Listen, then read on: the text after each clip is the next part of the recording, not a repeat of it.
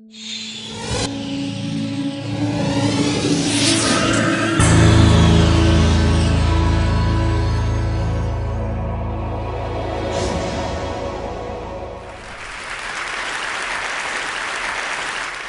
want you to imagine two couples in the middle of 1979 on the exact same day, at the exact same moment, each conceiving a baby.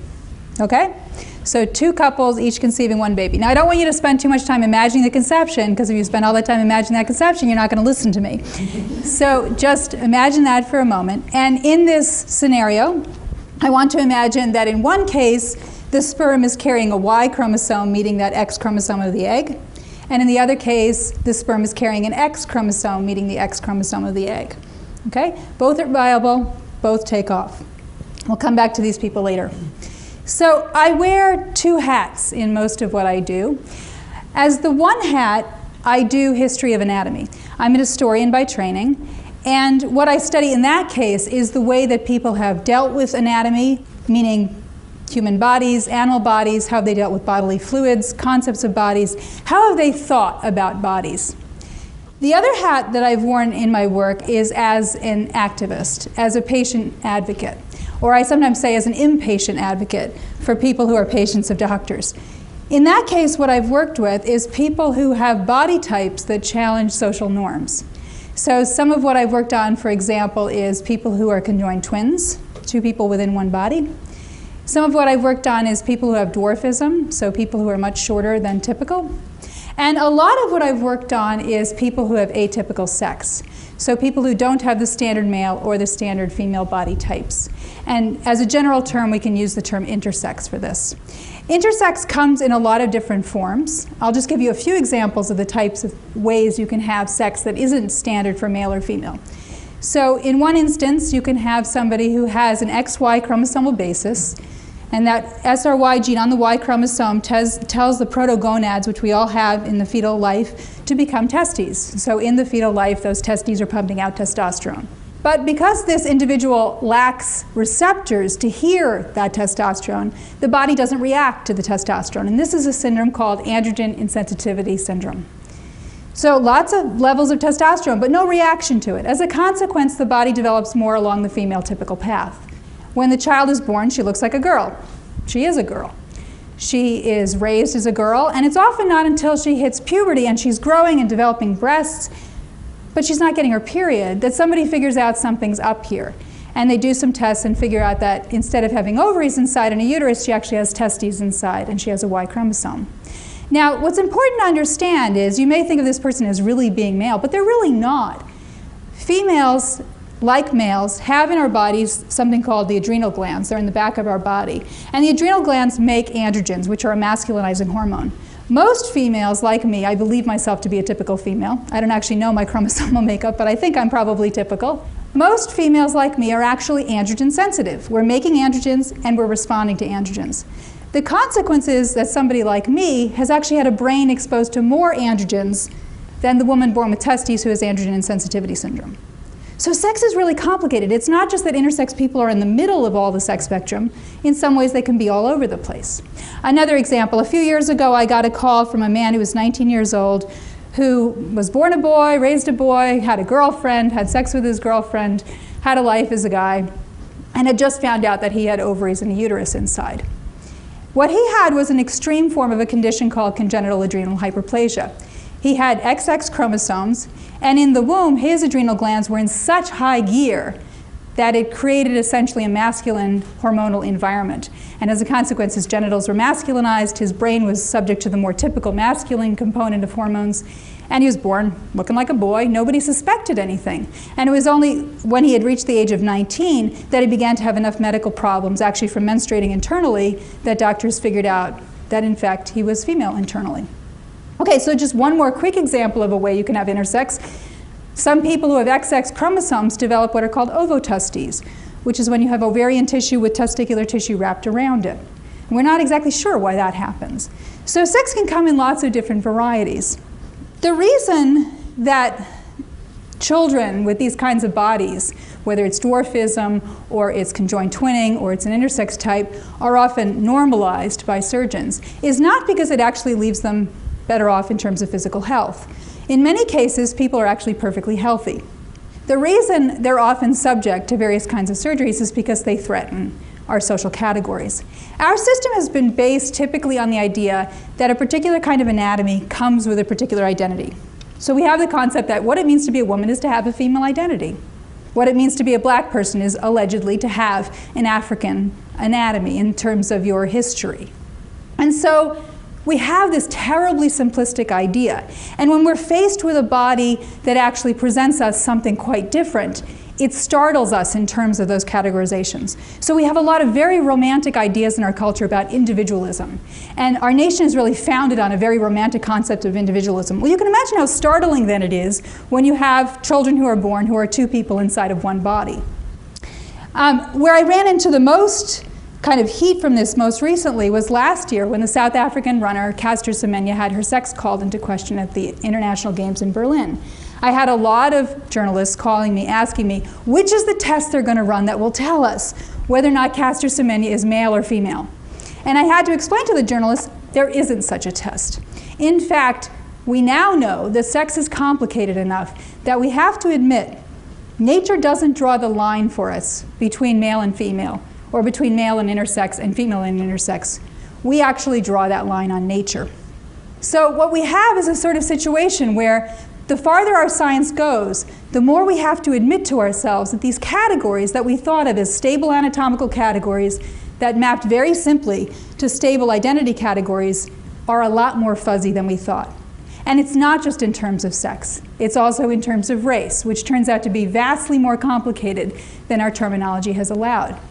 As we look, we get into all sorts of sort of uncomfortable areas. We look, for example, about the fact that we share at least 95% of our DNA with chimpanzees. What are we to make of the fact that we differ from them only really by a few nucleotides? And as we get farther and farther with our science, we get more and more into a discomforted zone where we have to acknowledge that the simplistic categories we've had are probably overly simplistic. So we're seeing this in all sorts of places in human life. One of the places we're seeing it, for example, in our culture today, in the United States today, is battles over the beginning of life and the end of life. We have difficult conversations about at what point we decide a body becomes a human such that it has a different right than a fetal life. We have very difficult conversations nowadays, probably not out in the open as much as within medicine, about the question of when somebody's dead. In the past, our ancestors never had to struggle so much with this question of when somebody was dead. At most, they'd stick a feather on somebody's nose, and if it twitched, they didn't bury them yet. If it stopped twitching, you buried them. But today, we have a situation where we want to take vital organs out of beings and give them to other beings. And as a consequence, we're stuck with having to struggle with this really difficult question about who's dead. And this leads us to a really difficult situation where we don't have such simple categories as we've had before. Now, you might think that all this breaking down of categories would make somebody like me really happy. I'm a political progressive, I defend people with unusual bodies, but I have to admit to you that it makes me nervous. Understanding that these categories are really much more unstable than we thought makes me tense. And it makes me tense from the point of view of thinking about democracy. So in order to tell you about that tension, I have to first admit to you that I'm a huge fan of the Founding Fathers. I know they were racist, I know they were sexist, but they were great. I mean, they were so brave and so bold and so radical in what they did that I find myself watching that cheesy musical, 1776, every few years, and it's not because of the music, which is totally forgettable. It's because of what happened in 1776 with the Founding Fathers. The Founding Fathers were, from my point of view, the original anatomical activists, and this is why. What they rejected was an anatomical concept and replaced it with another one that was radical and beautiful and held us for 200 years. So as you will recall, what our Founding Fathers were rejecting was a concept of monarchy. And the monarchy was basically based on a very simplistic concept of anatomy. The monarchs of the old world didn't have a concept of DNA, but they did have a concept of birthright. They had a concept of blue blood. They had the idea that the people who would be in political power should be in political power because of the blood being passed down from grandfather to father to son and so forth. The Founding Fathers rejected that idea and they replaced it with a new anatomical concept. And that concept was all men are created equal. They leveled that playing field and decided the anatomy that mattered was the commonality of anatomy, not the difference in anatomy. And that was a really radical thing to do. Now, they were doing it in part because they were part of an Enlightenment system where two things were growing up together. And that was democracy growing up, but it was also science growing up at the same time. It's really clear if you look at the history of the Founding Fathers, a lot of them were very interested in science, and they were interested in the concept of a naturalistic world. They were moving away from supernatural explanations, and they were rejecting things like a supernatural concept of power, where it transmitted because of a very vague concept of birthright.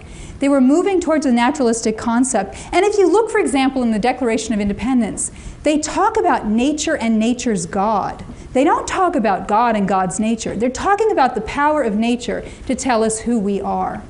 So as part of that, they were coming to us with a concept that was about anatomical commonality. And in doing so, they were really setting up in a beautiful way the civil rights movement for the future. They didn't think of it that way, but they did it for us, and it was great. So what happened years afterwards? What happened was women, for example, who wanted the right to vote, took the Founding Fathers' concept of anatomical commonality being more important than anatomical difference and said, the fact that we have a uterus and ovaries is not significant enough in terms of a difference to mean that we shouldn't have the right to vote, the right to full citizenship, the right to own property, et cetera, et cetera. And women successfully argued that. Next came the successful civil rights movement, where we found people like Sojourner Truth, talking about, ain't I a woman? We find men on the marching lines of the civil rights movement saying, I am a man. Again, people of color appealing to a commonality of anatomy over a difference of anatomy, again, successfully. We see the same thing with the disability rights movement. The problem is, of course, that as we begin to look at all that commonality, we have to begin to question why we maintain certain divisions. Now, mind you, I want to maintain some divisions anatomically in our culture. For example, I don't want to give a fish the same rights as a human. I don't want to say we give up entirely on anatomy. I don't want to say 5-year-olds should be allowed to consent to sex or consent to marry. So there are some anatomical divisions that make sense to me and that I think we should retain. But the challenge is trying to figure out which ones they are and why do we retain them and do they have meaning. So let's go back to those two beings conceived at the beginning of this talk. We have two beings both conceived in the middle of 1979 on the exact same day. Let's imagine one of them, Mary, is born 3 months prematurely. So she's born on June 1st, 1980. Henry, by contrast, is born at term. So he's born on March 1st, 1980. Simply by virtue of the fact that Mary was born prematurely 3 months, she comes into all sorts of rights 3 months earlier than Henry does. The right to consent to sex, the right to vote, the right to drink. Henry has to wait for all of that, not because he's actually any different in age biologically, except in terms of when he was born. We find other kinds of weirdness in terms of what their rights are. Henry, by virtue of being assumed to be male, although I haven't told you that he's the XY one, by virtue of being assumed to be male, is now liable to be drafted, which Mary does not have to worry about. Mary, meanwhile, cannot in all the states have the same right that Henry has in all the states, namely the right to marry. Henry can marry in every state a woman, but Mary can only marry today in a few states a woman. So we have these anatomical categories that persist that are in many ways sort of problematic and questionable. And the question to me becomes, what do we do as our science gets to be so good in looking at anatomy that we reach the point where we have to admit that a democracy that's been based on anatomy might start falling apart? I don't want to give up the science, but at the same time it kind of feels sometimes like the science is coming out from under us. So where do we go? It seems like what happens in our culture is a sort of pragmatic attitude. Well, we have to draw the line somewhere, so we will draw the line somewhere. But a lot of people get stuck in a very strange position. So, for example, Texas has at one point decided that what it means to marry a man is to mean that you don't have a Y chromosome. And what it means to marry a woman means you do have a Y chromosome. Now, in practice, they don't actually test people for their chromosomes. But this is also very bizarre because of the story I told you at the beginning about androgen sensitivity syndrome. If we look at one of the founding fathers of modern democracy, Dr. Martin Luther King, he offers us something of a solution in his I Have a Dream speech. He says we should judge people based not on the color of their skin, but on the content of their character, moving beyond anatomy. And I want to say, yeah, that sounds like a really good idea, but in practice, how do you do it? How do you judge people based on the content of character? I also want to point out that I'm not sure that is how we should distribute rights in terms of humans, because I have to admit there are some golden retrievers that I know that are probably more deserving of social services than some humans I know. I want to also say there are probably also even some yellow Labradors that I know that are more capable of informed, intelligent, mature decisions about sexual relations than some 40-year-olds that I know. So how do we operationalize the question of content of character? It turns out to be really difficult. And part of me also wonders, what if content of character turns out to be something that's scannable in the future, able to be seen with an fMRI? Do we really want to go there?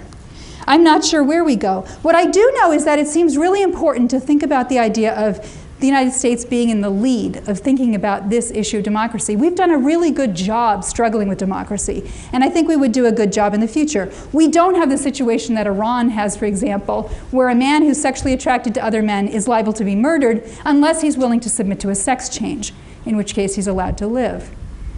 We don't have that kind of situation. I'm glad to say we don't have the kind of situation with a surgeon I talked to a few years ago who had brought over a set of conjoined twins in order to separate them, partly to make a name for himself. But when I was on the phone with him asking why he was going to do this surgery, this was a very high-risk surgery, his answer was that in this other nation these children were going to be treated very badly, and so he had to do this.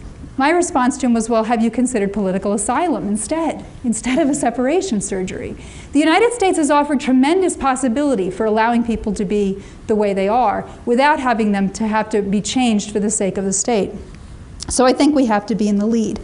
Well, just to close, I want to suggest to you that I've been talking a lot about the fathers, and I want to think about the possibilities of what democracy might look like, or might have looked like if we had more involved the mothers. And I want to say something a little bit radical for a feminist, and that is that I think that there may be different kinds of insights that can come from different kind of anatomies, particularly when we have people thinking in groups. Now, for years, because I've been interested in intersex, I've also been interested in sex difference research. And one of the things I've been really interested in is looking at the differences between males and females in terms of the way they think and operate in the world.